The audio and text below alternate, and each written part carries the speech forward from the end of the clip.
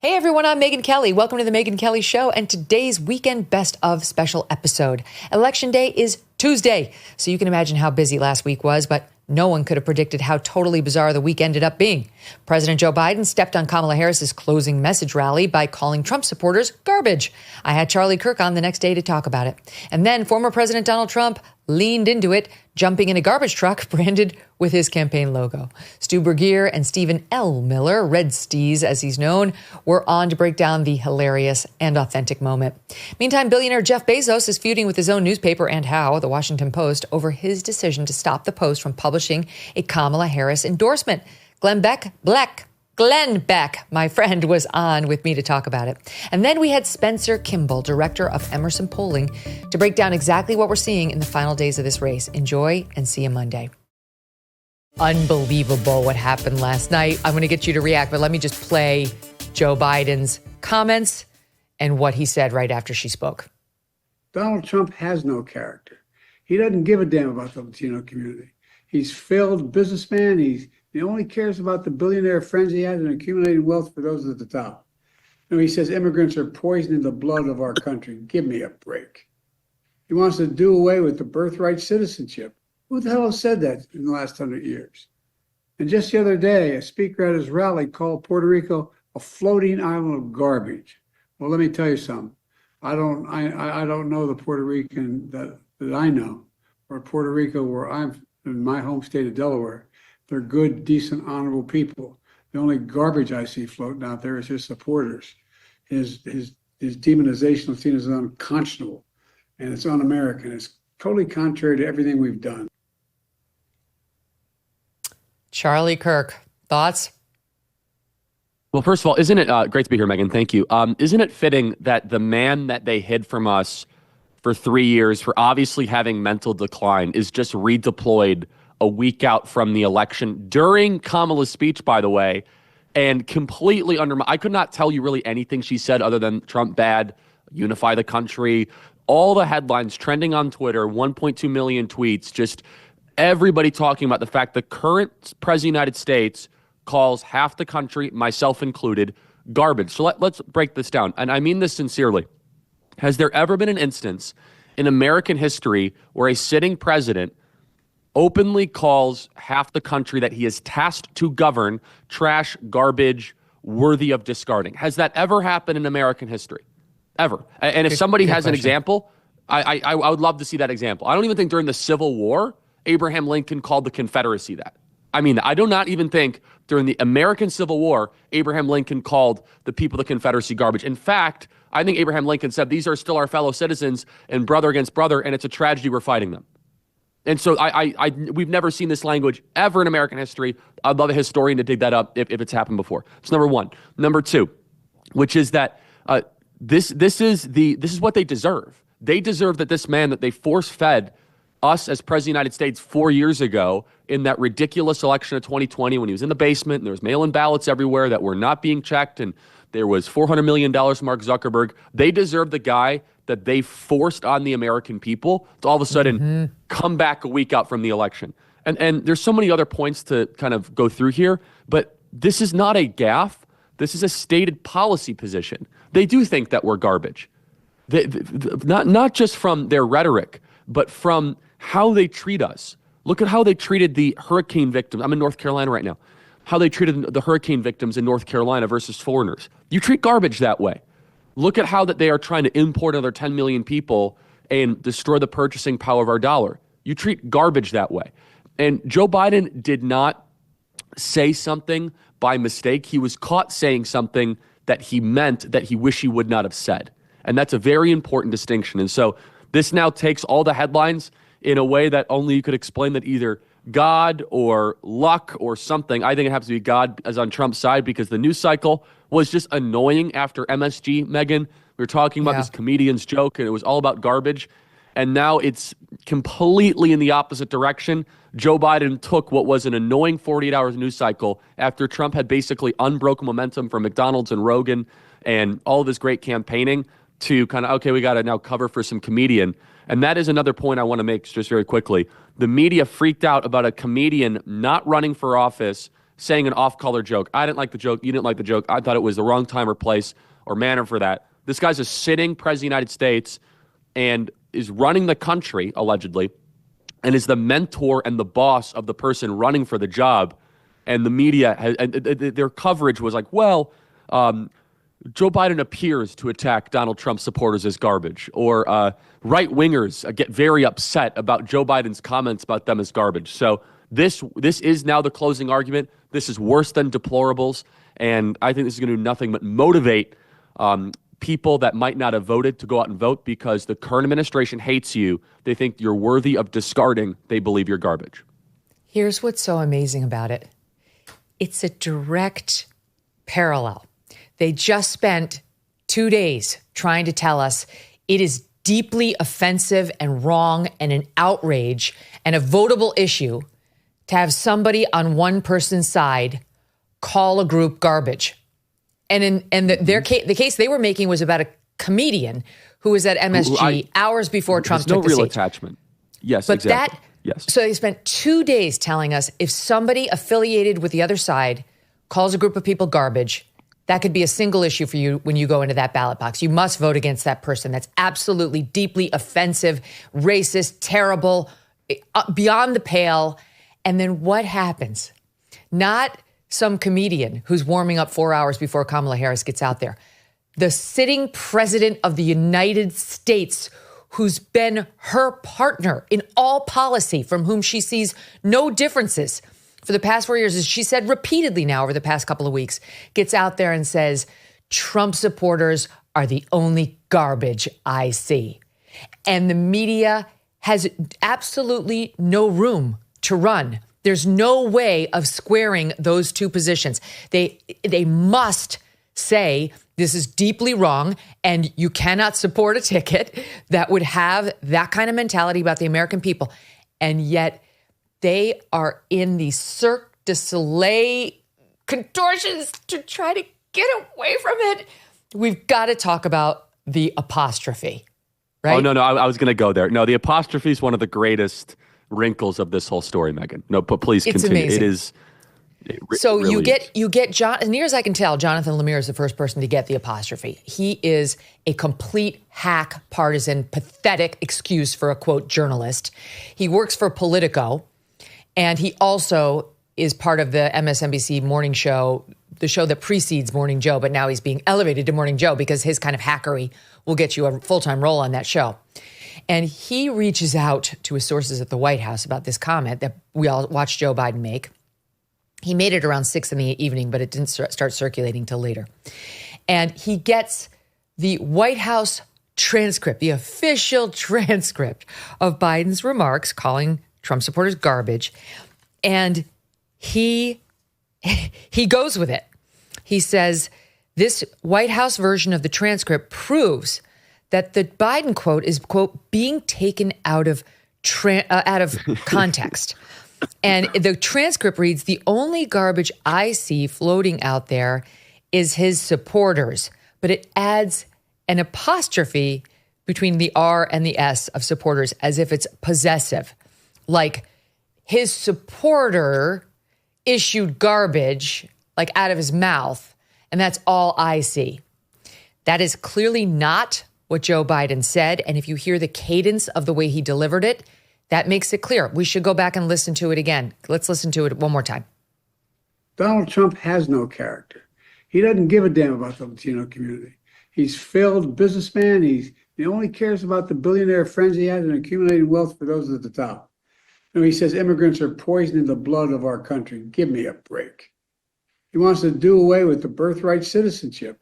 Who the hell has said that in the last 100 years? And just the other day, a speaker at his rally called Puerto Rico a floating island of garbage. Well, let me tell you something. I don't know the Puerto Rican that I know, or Puerto Rico where I'm in my home state of Delaware. They're good, decent, honorable people. The only garbage I see floating out there is his supporters. His demonization of Latinos is unconscionable, and it's un-American. It's totally contrary to everything we've done. And then just putting a period at the end of that, Charlie. So Lemire sells his soul and doesn't even pretend to be a real journalist.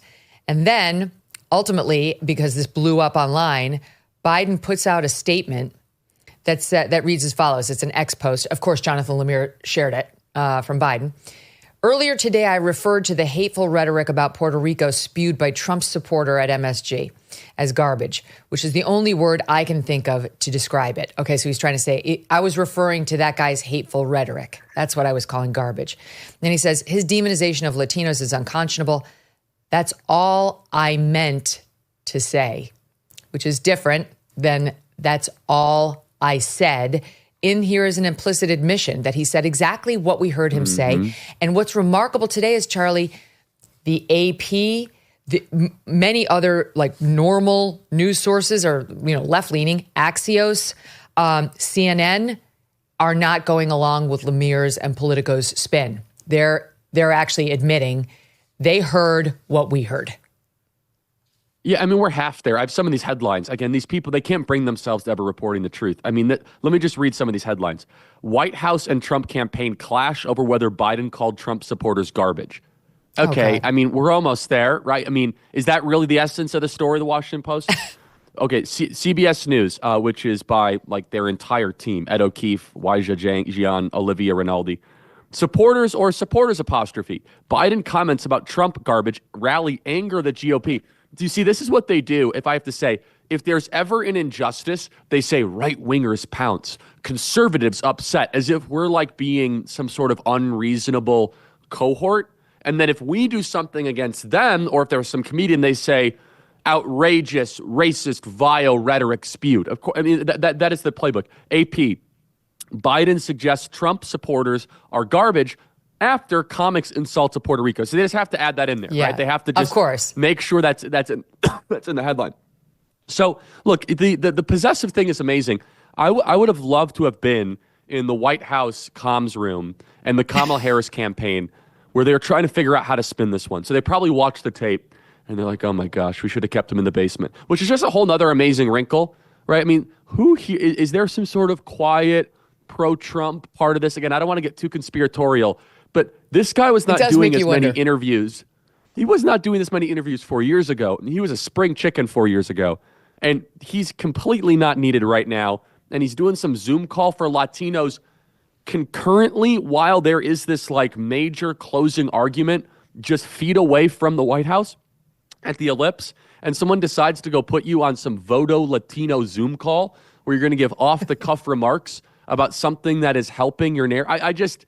It's a little bit too suspicious for me. And so the other part is that the White House comms room with the Kamala Harris, they're like, okay, Joe said that, we can't say that he was, okay, how about if we add an apostrophe? Because MAGA is known to litter. That MAGA is really known to make the streets dirty. That it's their garbage. That if you go into MAGA neighborhoods, they're filthy. I mean, it's so repulsive. And here's what Charlie, it's doing now. On that front, somebody on Twitter put out like all the Harris Biden brain trust sitting around thinking, what's the solution? What's the solution? And then somebody, if you can see, somebody does this. It's just a picture of an apostrophe. By George, exactly. I've got it. and it only makes the story bigger. And it only amplifies it more. And again, this is a turnout election now. We're seeing it in the numbers. This is not a persuasion election. Kamala's playing a persuasion election, which is highly risky. In the last week of the election, it's incredibly risky to antagonize and call the opposition names, fascists, Nazis, racist, garbage, all these things, because for every action, there's an equal and opposite reaction in politics, especially when you talk about turnout, and it can bring a lot of people more out to the polls that otherwise wouldn't have. So it's incredibly high risk. And so by doing this now, again, it started with an unfavorable, day and a half, kind of an annoying, I don't want to say unfavorable, it was annoying, okay, MSG, and then we have to talk about some comedian's thing who's not running for office, who's just happened to be on stage, okay. And now it's very real. This went from annoying to real to like, wow, the president thinks that half the country is garbage. And again, we have a tradition in this country, and this is what's so important, is Joe Biden, how many times did he have to say, well, I'm here to unify the country, and I don't care if you're a Republican or Democrat. It is all rubbish. We know this. It's now through rhetoric and action. They hate you. They want to discard you.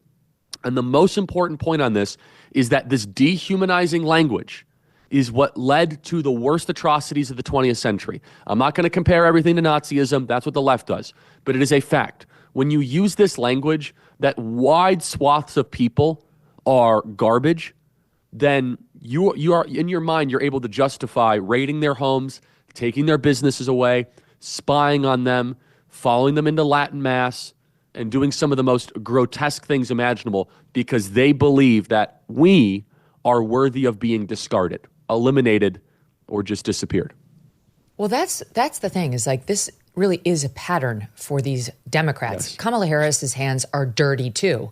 She may want to disassociate herself from Biden, as her supporters now, the guys from the Pod Save America, keep saying, oh, you know, Biden's not running for president. He's not on the ticket. But her hands are just as dirty. Tony Ratcliffe. You've got Obama calling Republicans bitter clingers. You've got Joe Biden out with they're a bunch of garbage. You got Kamala Harris calling them fascists and Nazis. And you got Tim Walz, too, out there saying that was a Nazi rally that we watched at MSG. It was a bunch of Nazis. It wasn't, he got right up to it. I'll play you the double Tim Walz comments. Here are the original remarks. Donald Trump's got this big rally going at Madison Square Garden. There's a direct parallel to a big rally that happened in the mid-1930s at Madison Square Garden. And don't think that he doesn't know for 1 second exactly what they're doing there. Direct parallel to the Nazi rally. And then he gets asked about it by a local reporter yesterday. Watch.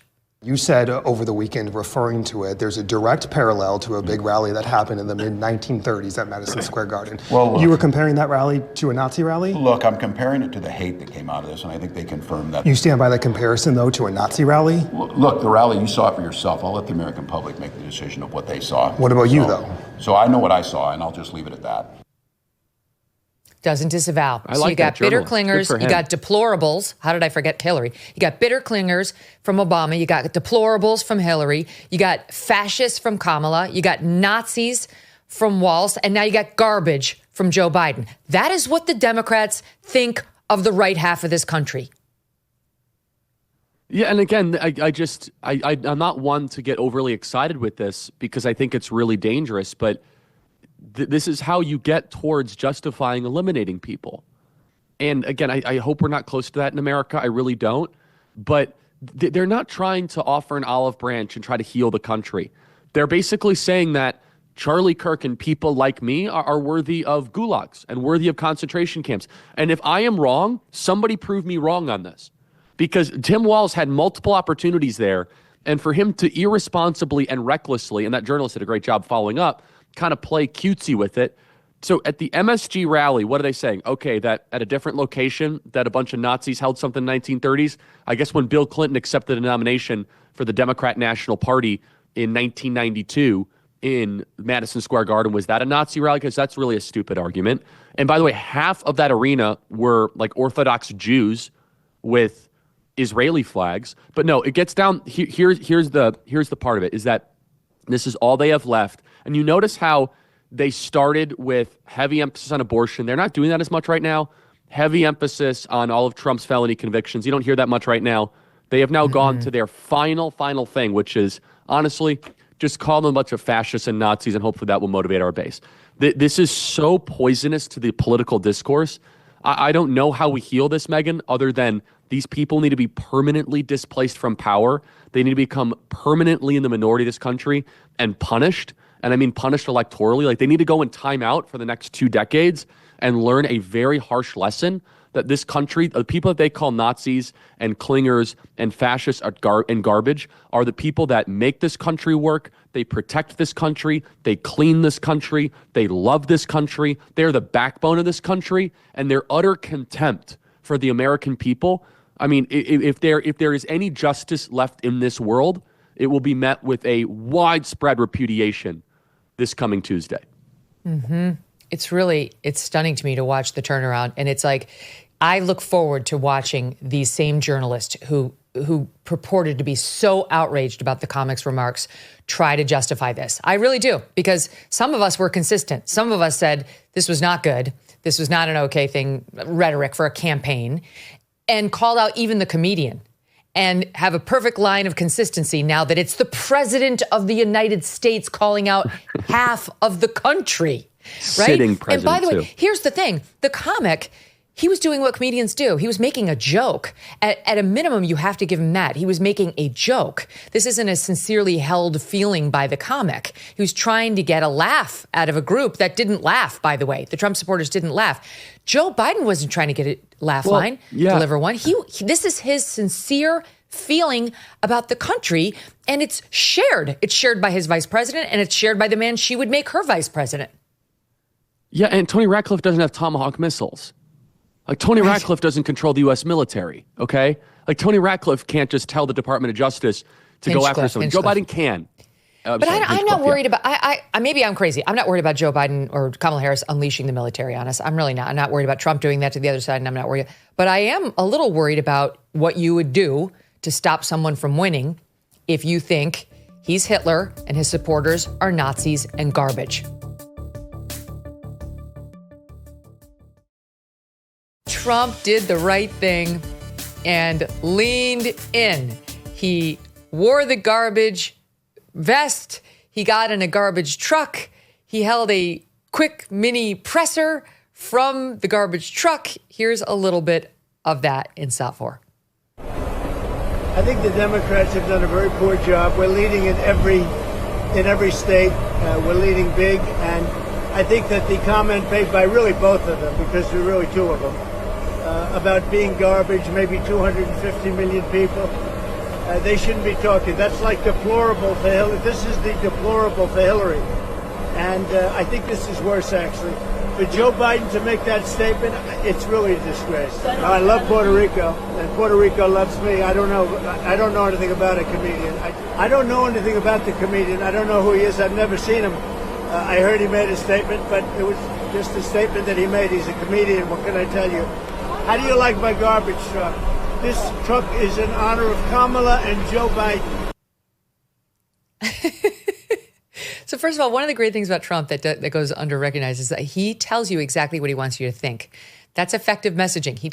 It's worse than Hillary's deplorables. It is worse than Hillary's deplorables. He wants that in your head. And the garbage thing, like it's that bad. Like over and over telling you how you should think about it. That's the genius of Trump. And that picture right there of Trump in the garbage truck that reads Trump, Make America Great Again on the side 2024 with the American flag flying large and blowing in the wind from where he is. It's another iconic photo, just like the one of him in McDonald's. It is another iconic photo. So then Trump goes and holds his rally in Wisconsin, and he tells the story. This is just classic Trump of how this whole thing came about, the truck and the vest, which he is still wearing inside the rally arena while he tells the story. And I come into the arena and I say, "Where's my jacket? I want to get out of this thing." And they said, "It would be unbelievable if you could wear it on stage." I said, "No way. I got 25,000 people standing outside. I got all these people here. There's no way I'm wearing it on stage." They said, "Oh, okay, sir." I said, "Get me my jacket. But if you did, it actually makes you look thinner." I said, and they got me. I said, "I want to wear it on stage." When they said I look thinner, I said, "In that case, I'll wear it on stage." It's classic, vintage, right on point. And then he adds the following about the difficulty in getting up into one of those huge garbage trucks, which would be hard for most people. And, Trump's not exactly the slimmest man. And talked about how it was a little bit challenging for him. So I said, "Man, if I don't get up there, this is going to be very embarrassing." These stupid people, they'll say, "He's cognitively and physically impaired." And I can't do that when I'm alongside of this great athlete. I got to get up to that. So look, the first stair is like up here. I'm saying, shit.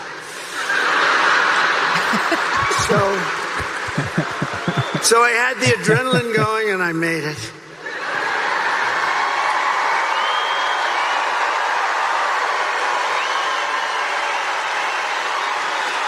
I made it. And then I gave a little news conference from the front of the, they asked their wise guy questions and everything.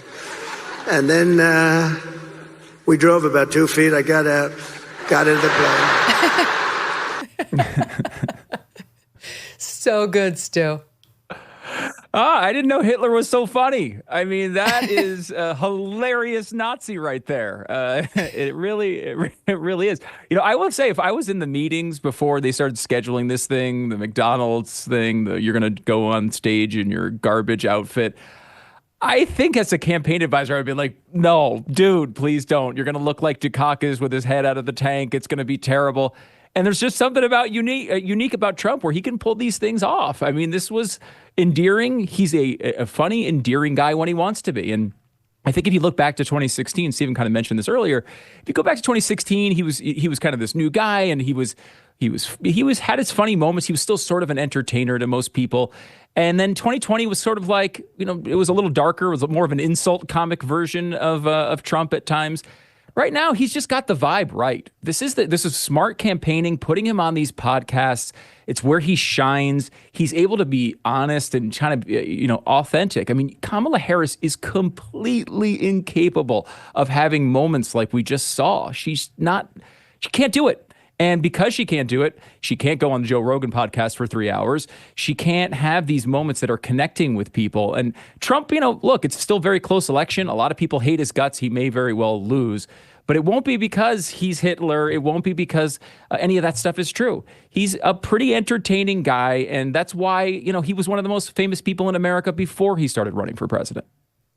Stephen, we're getting to know Trump in a way many people have never seen him before. He's talking about his personal life more, like on Joe Rogan, his reaction to the White House, some of the behind the scenes things that we saw in, say, Tucker Carlson's documentary, Art of the Surge, even some of the behind the scenes video that they've released of him with his boys backstage of the one debate, calling them sweetheart and honey, like his grown boy's sweet. And then this, right? He's self-deprecating. He's making fun of his size. He's making fun of how hard it would be to get into a garbage truck like that, his vanity. I think this is actually very effective. And to Stu's point about the Dukakis thing, Ian Sams, the spokesperson for the Kamala Harris campaign, just a complete hack, tweets out, who would have dreamt that he'd have not one but two Dukakis moments in one campaign, putting out the pictures of the McDonald's picture and him in the truck, like completely not getting it. And in that one tweet, you look at it and you think, I'm starting to get why they're doing so poorly. Like I don't know that Kamala Harris is all that well served by this team. Ian Sams is the comms guy who famously put out the Juicy Smollett lynching tweet. And so that, just so you know the context of who that is. Yes, he is. What? Oh yeah, 100%. You generally know how effective Trump's stunts are based on the reaction of the people who don't like him. And this has been the case for years. And this took me back to 2016 when people didn't think he was going to win. It's like, how can we actually go for this? There was an interesting moment. You may not remember it, but Trump went to Pennsylvania and he stood in front of like a wall of garbage. And you had several journalists and people in the media like clowning on him about the advance team. And they're like, who thought this was a good idea for Trump to go to this garbage plant or a recycling plant or whatever it was, and stand in front of this wall of garbage. And then he also did a thing where he put on the hard hat, and they all kind of goofed and clowned on it, and it worked. And he won that state. And so I take things like this, they're funny and they are political stunts, but you take things like this, and to kind of echo what Stu said, Kamala Harris could be doing this stuff. The whole McDonald's thing was both hey, I kind of want to go and do this, but it's also a thing to question if Kamala Harris ever worked at McDonald's, which nobody is saying she hasn't. There's just no evidence that she has. She could have gone and done that. And this is, to me, kind of why this is effective, is like what he said. Trump can go on Joe Rogan and just, BS for 3 hours. Kamala won't do that for one reason or the other. Trump can go to McDonald's and work the fry. The fact that she let him get in front of that before her is mystifying to me. And so I looked at this thing from 2016 when, again, he's at this recycling plant in Pennsylvania. We'd never seen a Republican do that. We didn't see Mitt Romney, stand in front of like just a wall of recycled aluminum and talk to voters. And that's kind of the whole effectiveness of what Trump did in 2016. We can go through the antics and we can go through the brashness and all of that, but Trump started talking to voters that the Republican Party hadn't been talking to for decades. And that's why he is effective at doing these kinds of things. We can laugh at the gaudiness of the orange vest, but that hits different for people. He's somebody who he's largely allowed to rise to power in the Republican Party because he's speaking to people that the Republican Party has ignored.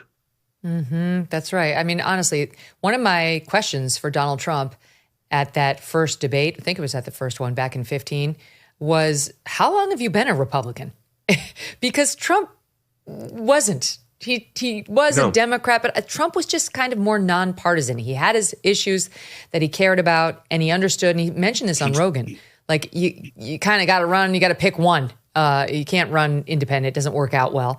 So he picked Republican, and instead of him falling on his face and the Republican Party squashing him, he bent the Republican Party to his will, and it's now his party. And that's why he's getting such a different coalition. They're putting him over the top. Now, he just likes slapping the crap out of politicians. That's it. And no base feels more betrayed, right or wrongly, by their politicians than the Republican Party. And Trump just tapped into that. He just went up on stage and made fun of Marco Rubio and made fun of Rand Paul and made fun of Jeb Bush. And that's really all that the voting base wanted at that point. Now, not everyone took so well to Trump's appearance last night in the garbage truck. I give you Norah O'Donnell, who seems to be on, I don't know if she got some sort of, maybe she was jealous of her co-host of that vice presidential debate, Margaret Brennan, for getting all of the criticism from anybody who was paying attention for that debate. Maybe she wanted to be in the news more for her bias, because she seems to be on a streak of getting as hardcore leftist as possible in her last waning months in the anchor chair. Here she is last night on the CBS Evening News. He landed in Green Bay just a short time ago and then pulled this campaign stunt, speaking to reporters from a garbage truck. Proof that he and his supporters are giving no grace to a gaffe by President Biden, where he, in his explanation, inadvertently called Trump supporters garbage. This, of course, was in response to that racist joke about floating garbage told at a Trump rally just last weekend. Vice President Harris is distancing herself from the negativity and trying to drive home her unifying message that if elected, she will represent all Americans.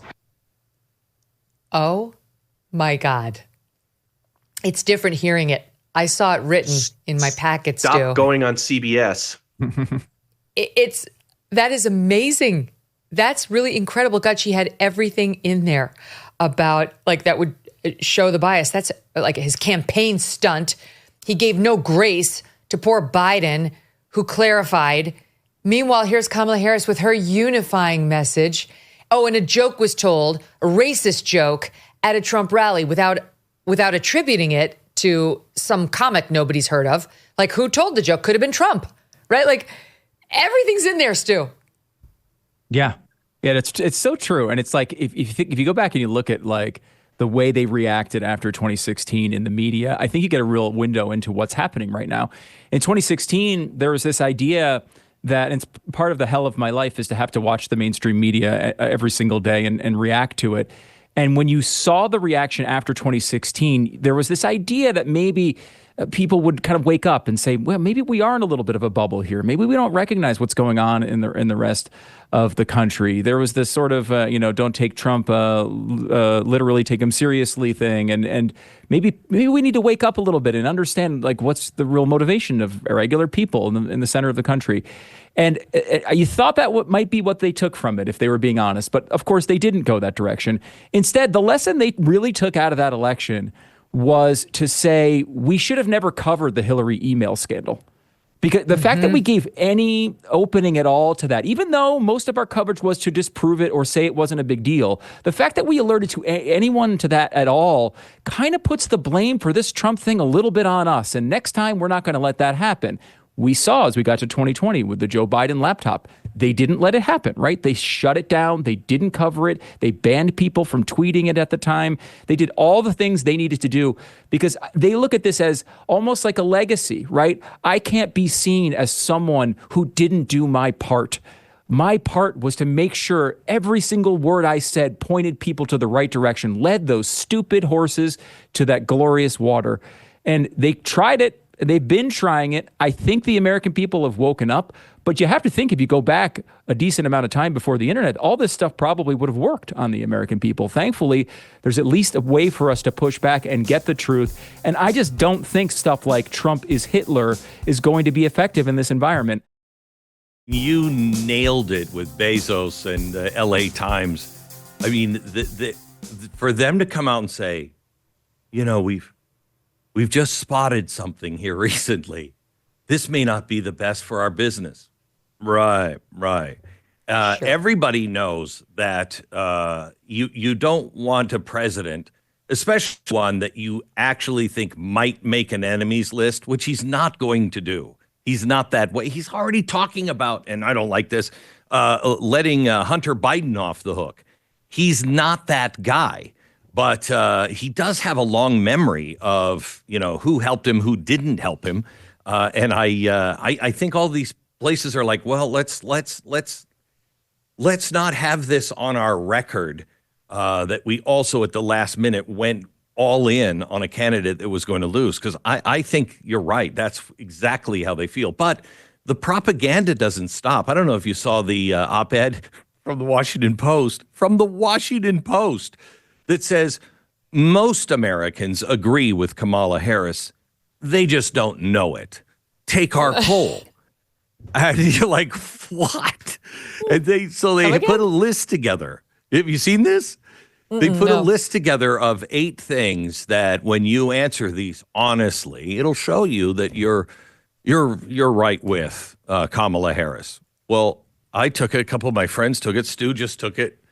No. No. We're still against Kamala's platform. They are so absolutely not self-aware. They have no idea that they actually live in a bubble. And if it is a bubble to them, they think everyone outside of that bubble is just stupid or racist or a Nazi. Yeah, exactly.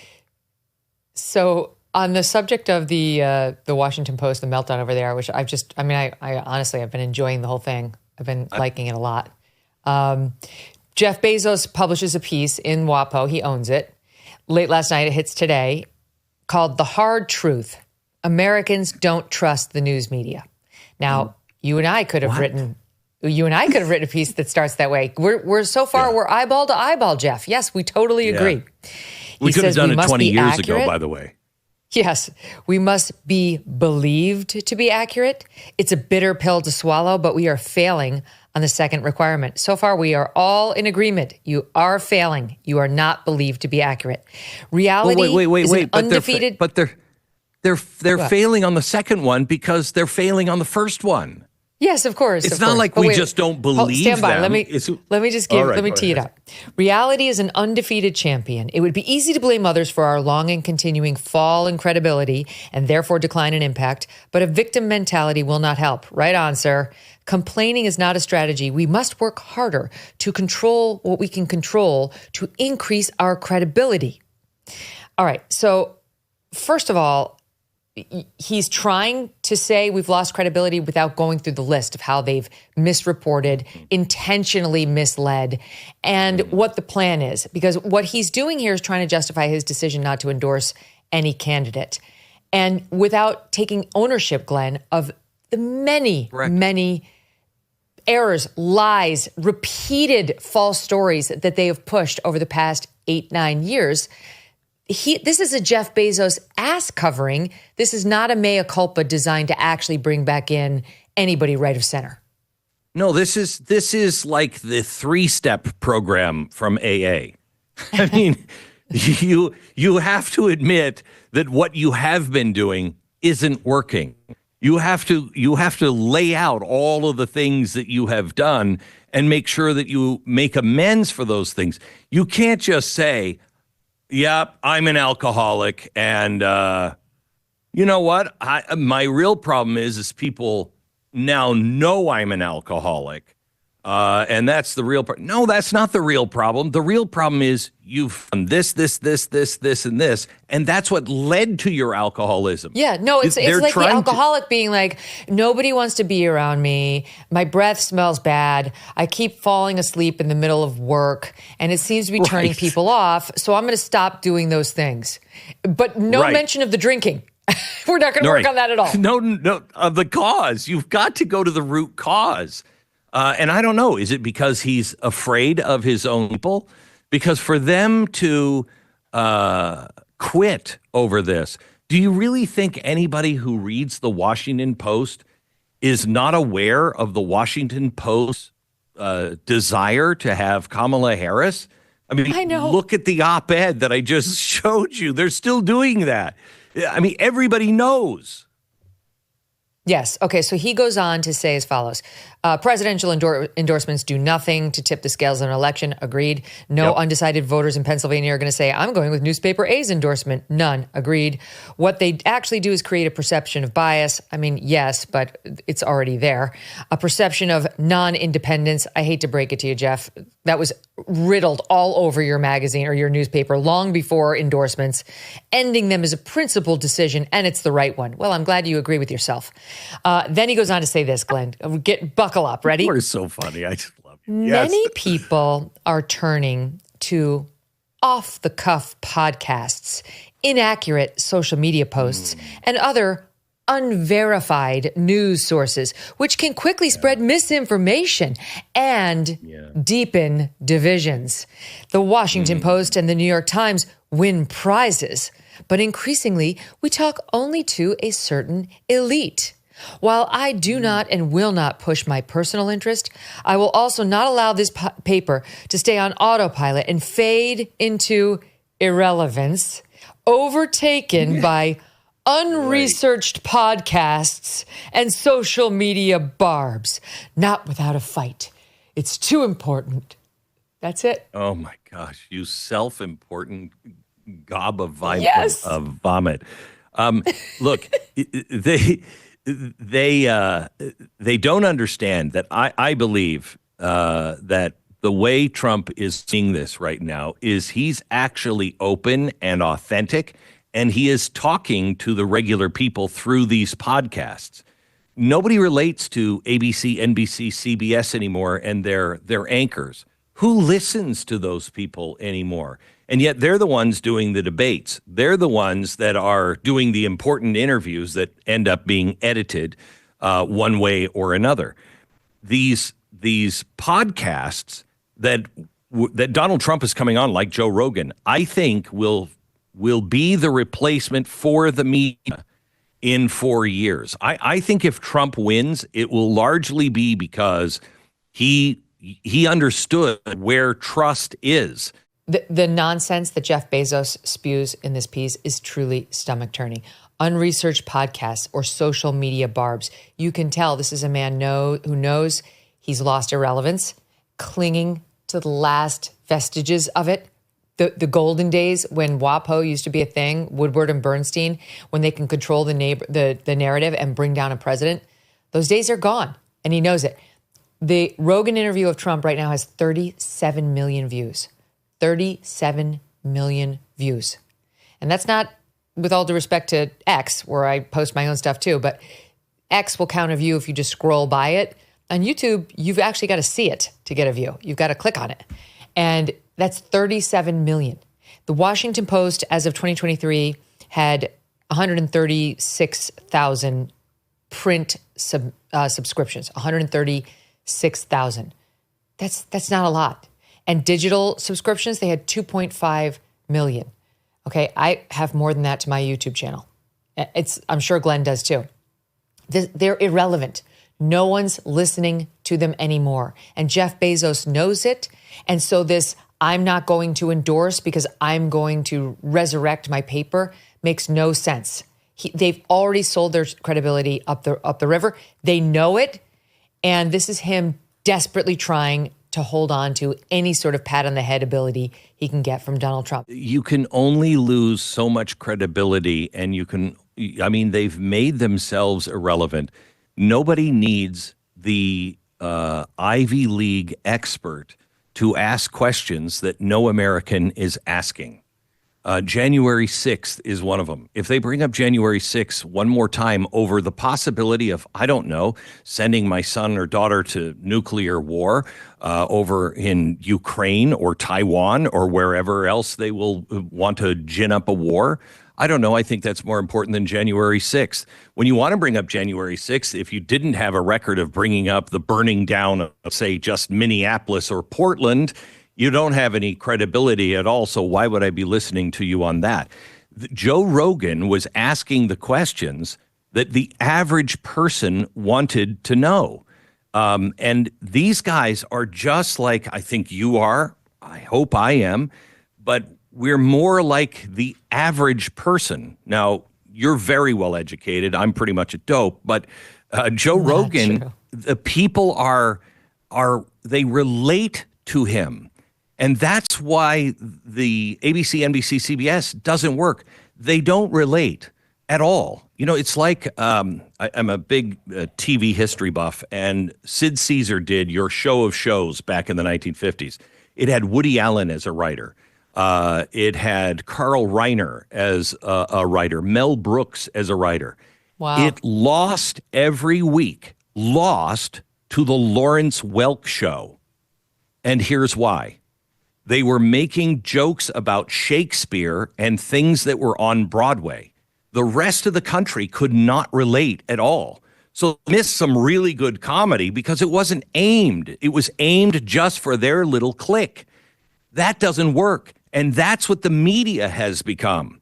Let's just talk about our friends at our cocktail parties on Madison Avenue or on Central Park West are talking about. That's not America. You've got to relate to Americans and let the candidates talk. I really, truly believe this is the last election. I could be wrong, but I don't think so. I really think by 2028, if he wins, by 2028, you're not going to see the mainstream media have the debates. They're going to be farmed out to whoever has the biggest audience and is the most relatable. You might have journalists doing it, but they're not going to be from ABC, NBC, The Washington Post only. They will also include other people because this system doesn't work anymore. Where they're fighting to bring back the 3-network system. It's over. It doesn't work. It's too late. It's over. I mean, the 3 networks are as dead as the fake skeletons I have in my front yard right now. They are that dead. You can put a wig on them like I did. You can put a dress or a suit on them like I did. But they're dead, and they're not coming back. Listen to this, Glenn. Canadian Debbie just sent me a couple of examples of the Washington Post. Now, see, even without their presidential endorsement, if you can guess which side the Washington Post is on in this presidential election, okay? Got a few for you. Yeah, okay. Here's one. Trump and allies plot revenge. Justice Department control in a second term. Here's another one.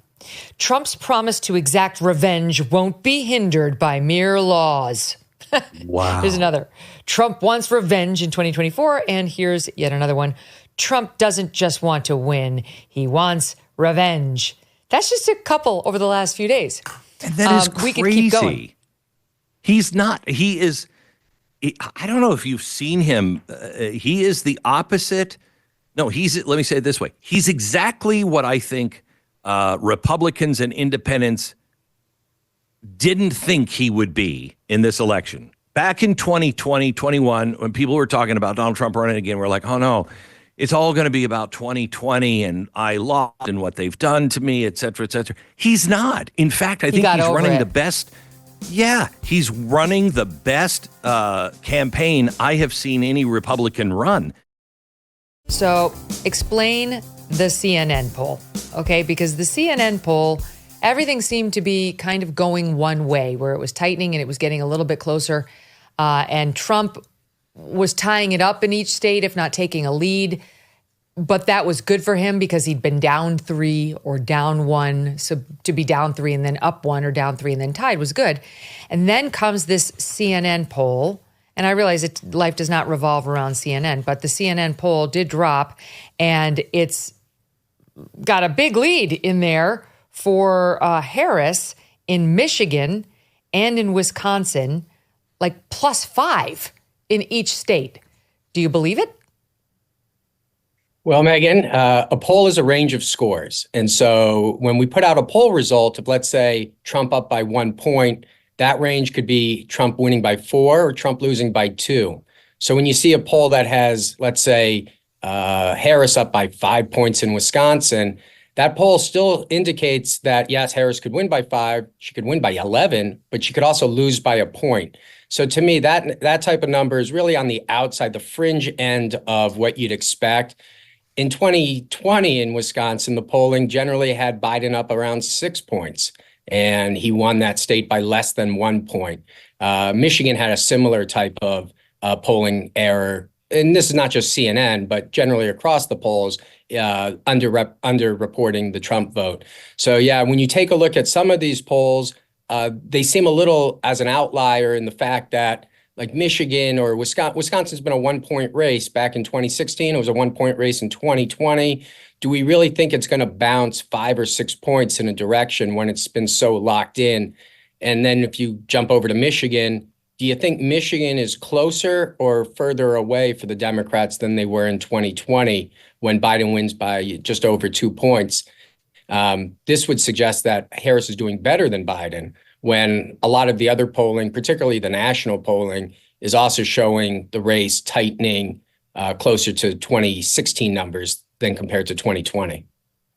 Okay, so having dealt with CNN, which you seem to be suggesting may be a bit of an outlier, take it with a grain of salt. And they haven't been doing a ton of polling. I think their last poll was a couple of months ago. So I don't know if they have their finger on the pulse or what's happening there. But having dealt with that, zoom out and tell us where you think this race stands. Well, yeah, if we take a look at the big picture, remember where we were in July and August, where Trump takes this big lead when Biden is faltering, and then Harris jumps into the race, and then she appeared to take a big lead of 4 or 5 points nationally. But what we've seen really since that first debate, even a little bit before that debate, is a slow melt of that support for Harris. And what it looks like coming into the election is there's some momentum for Trump as we enter election day in some of these states. And remember, he doesn't need to win all of the swing states just to get to the 270 mark. And when you do look at that polling as a whole, for example, Pennsylvania, we don't see many polls having Harris leading in Pennsylvania. You see polls that are tied or they're slightly leading towards Trump. Pennsylvania is a key state for the Democrats. If they lose Pennsylvania, really difficult road to 270 for Harris. So that's a number that, as you take a look at, it looks like Pennsylvania should go towards Trump, and that would suggest he would have some success on election night. But if Pennsylvania does flip and stays with Harris, that opens up some other pathways that we've been seeing. But the general take is that Harris is doing slightly worse than Biden in 2020. And the question is it worse enough for Trump to be able to overtake her in states like Arizona, Georgia, Wisconsin, all within a point? Those are all states that ended up within a percentage point. The other states that are a little bit further away would be Pennsylvania and Michigan, but those are also very competitive. Most of them have it tied or within a point on either side. Okay, let's talk about possible paths, because as I was looking at the numbers today, and you can just Google those interactive maps and start clicking on what if she wins these states, what if he wins those states. Because I compared the possible paths to the latest battleground averages, taking the Real Clear Politics and 538 averages of all polls. And for example, I looked at Georgia. RCP average has Trump up 2.4. 538 has Trump up 1.8 in the average of all polls. The latest Emerson poll, which was earlier in October, showed Trump up 1. So it looks tight, but it looks somewhat comfortable given the comparison states for Trump. Agree or disagree? I would agree. Even with our poll at 1 point, the previous poll was at 3 points. And so we were seeing some movement in Georgia, but I think Georgia is a pretty strong state for Trump. He seems to be getting along with Governor Kemp fairly well at this time. And those numbers are around, I think, what you mentioned on the aggregate, around 2 to 3 points, which, remember, Trump does better in 2016 when he wins the state, and then Biden barely takes it in 2020. Maybe it falls in between those two numbers, but it seems to be leaning towards Trump at this time. Just the makeup with Kemp should be worth 11,000 votes, you would think. We did see his numbers shift almost immediately after those two patched things up. Okay, North Carolina. There was a report earlier this week. I don't know how much stock to put in it, frankly, because it hasn't been everywhere, and the polls still show North Carolina tight. But there was a report by the Carolina Journal that she had pulled some $2 million worth of her advertising from North Carolina. And she had made like a $2.3 or $4 million ad buy, and she pulled almost all of it out. And it's not because she's running away with North Carolina. It's not like she's up 10. This is looking more like Minnesota, so why spend the money there? But it being as tight as it appears to be in the polls, you also wonder why she would throw in the towel there, given that her campaign is rich. They have a lot of money. So I don't know what's happening in North Carolina. It's strange to me that she'd pull the ads given what I see in the polls, but maybe you can help me. RCP average has Trump up 1. 538 has Trump up 1.1. The Emerson poll, your group in late October, showed Trump up 2. Yes. And so North Carolina is one of those states that Harris is trying to win back from the Republicans. So it's always trying to win, a game on the other team's home field. And North Carolina would be a Republican home field, like Georgia is a Democratic home field, where they're trying to hold those electoral votes that Biden won, and the Republicans are trying to take that back. But North Carolina's, I always thought, was a bit of a stretch for the Harris team. This is a state that Trump won in 2016 and in 2020. It's been a state that has been pretty solid. Remember, it goes for Obama in 2008 and then switches back to Romney in 2012. So North Carolina historically would be a hard state for Harris to try to break through on. I know that the Democrats were a little bullish with Mark Robinson, the lieutenant governor gubernatorial candidate for the Republicans, showing a weak campaign against Stein, thinking that there might be some reverse coattails.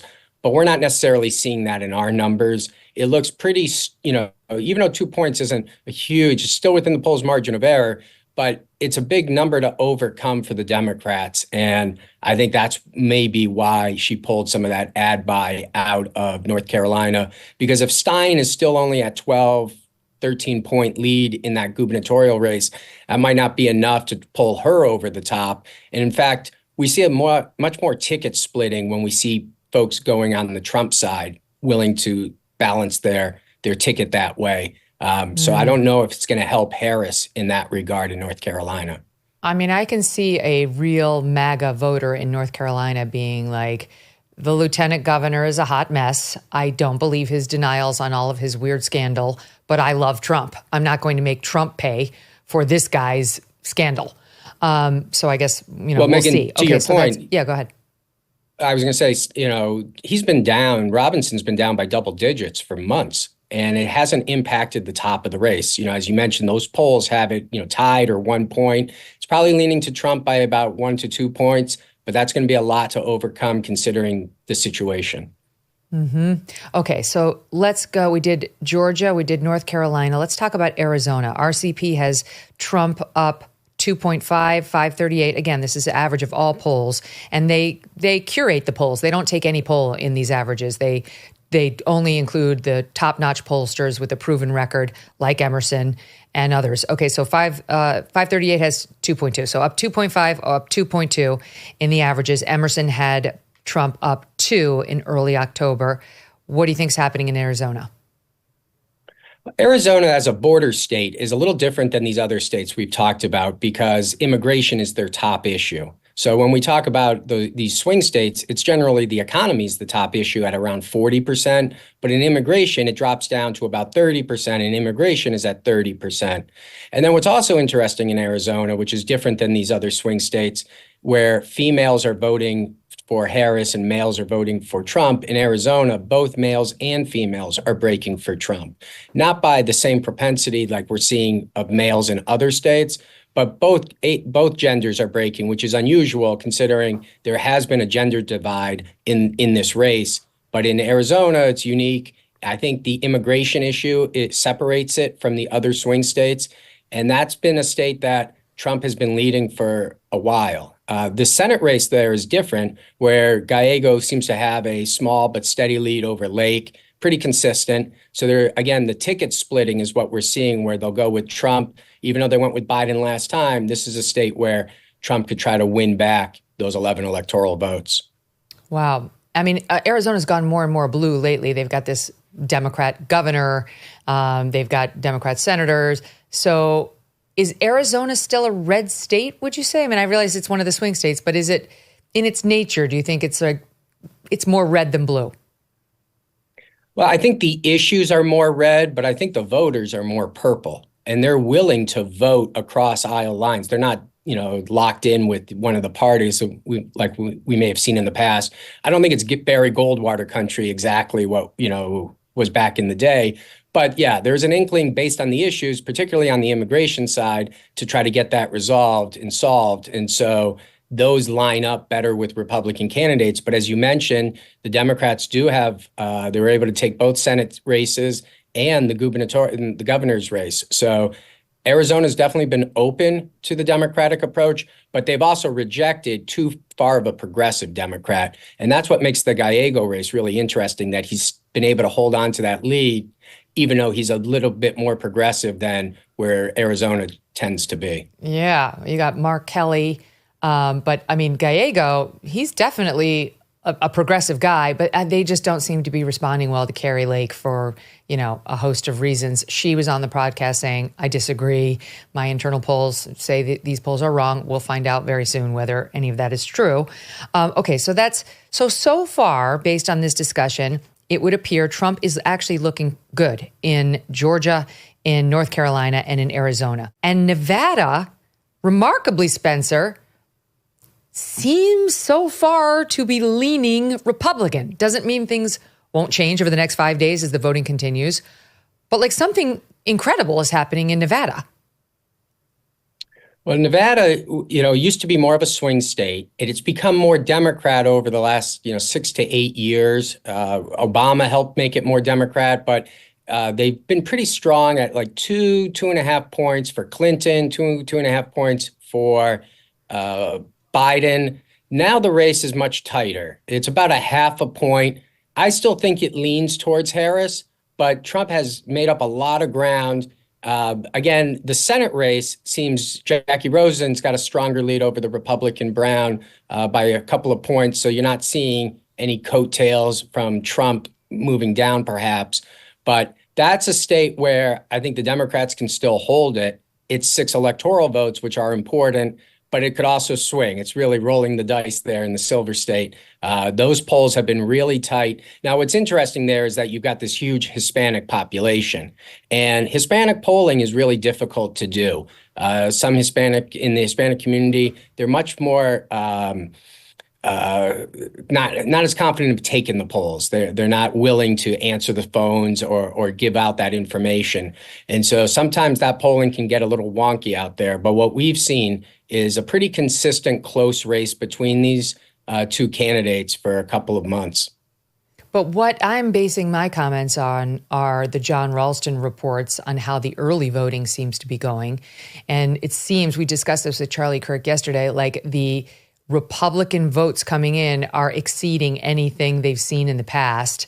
And from counties that they didn't expect, like the Democrats so far, the response in Clark County, which is that's how they win the elections out there, right? Clark County, it's the Vegas district. That's how the Democrats win. The Democrat response has been lower and the Republican response has been higher than they anticipated. So right now, if you're Trump, you have to be feeling better than you've ever felt before about your chances in Nevada. You do. In those early voting numbers that you've referenced, it's important to see the Republicans, I believe, are +5. They're about 39% of the vote versus 34% for the Democrats in this early vote, which is counter to where the Republicans were 4 years ago. Now, are they cannibalizing their election day vote, or is there even more Republican vote that's going to come out? If that's the case, then Trump will take the state because he's leading right now in the early voting. I presume the Democrats will get a push through their culinary unions or other groups out there to try to match that vote. But those are important numbers to follow over the next few days, because if the Democrats don't match that 39%, the conventional wisdom is the Republicans will have a better day of get out the vote effort and should be able to maintain whatever advantage if they have one on election day. Well, it'll also really be interesting to see whether the culinary unions and so on do what the Teamsters did, where the pressure from the top is to get out and vote and to vote blue, but the rank and file don't listen. They don't want who the people who are running the union want, and they go into the voting booth and they do what they think is right. So, it's just with Trump, it's not as clear cut as it used to be when it comes to the union vote. So I don't know. I'm not sure the Harry Reid union machine is going to be as helpful to the Dems as it has been. I think that's a great point, Megyn. And it's not just in Nevada, it's Michigan, it's Pennsylvania. What we're seeing is this whole change of the electorate happening right in front of our face. And sometimes you don't recognize it when, the wind's blowing in all these directions, but I can see the union votes shifting a little bit from left to right, and then more of that elite, higher educated vote shifting a little bit more from the right to the left. And we'll see how it all balances off on November 5th. But it seems as if the electorate is being shaken up this election cycle. Okay, so of the 4 states I just listed, which would give Trump the presidency, North Carolina, Arizona, Georgia, and Nevada, which is the one most likely to go blue and not red? Nevada. Yeah. Okay, so that would be 6 electoral votes over to the blue side, and that would mean Trump would need to win one of the blue walls. He would have to win Wisconsin, Michigan, or Pennsylvania, which are tougher, I think. That's a tougher road. I mean, again, Nevada, as you point out, is more of a blue state, but given the weirdnesses we just discussed, might not be ungettable for him. So which of the 3 blue walls is he looking the best in? Wisconsin, Michigan, or Pennsylvania? So in our polling, we've seen him strongest in Wisconsin. And Wisconsin was a state that he lost by half a point. Remember, Michigan and Pennsylvania, he loses by a larger amount, about two points in Michigan, about a point in Pennsylvania. Remember, Nevada is a state where, in 2020, Nevada is a state where Biden wins by just over 2 points. So out of those states, Wisconsin was the closest of them. And what we've seen pretty consistent in all of our polling is a 0 to 1 point Trump advantage. And it's not a huge advantage. But we have consistently seen in Wisconsin polling underrepresent Trump. So in all of the polls, not just the Emerson poll, every poll out there generally has underrepresented Trump in 2016 and again in 2020. And when I say it's like 5 points, 6 points. So to me, anything in Wisconsin that's tied, the conventional wisdom is that Trump will take it because we're underrepresenting. It's not intentional. I would want to capture everybody's opinion, but it's just historically, you got to look back at your track record and say, what states are harder to poll than others? And that happens to be, it seems, one of those states.